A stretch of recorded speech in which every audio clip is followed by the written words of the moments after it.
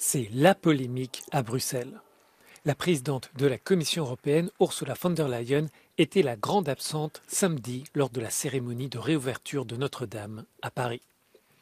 La responsable allemande était la veille en Uruguay pour conclure un accord politique de libre-échange avec les pays sud-américains du Mercosur, un texte rejeté par le président français. Pour certains, Ursula von der Leyen lance donc ouvertement un défi à Paris. Pour d'autres, il s'agit uniquement d'un problème de calendrier qui aurait empêché le déplacement dans la capitale française.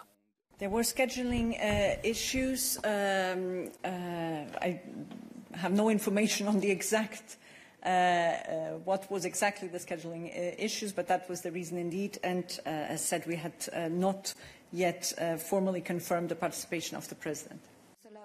Ursula von der Leyen est critiquée pour avoir annoncé son déplacement à Montevideo au dernier moment, mais surtout, cet accord intervient en pleine crise politique française, puisque le pays est actuellement sans gouvernement de plein exercice. Toutefois, les relais du président français à Bruxelles l'assurent, Emmanuel Macron compte toujours empêcher la ratification du texte. We have concrete issues that we raised a long time ago, so we continue to work on this and to show that to really see that if the Commission move forward on all this area or not.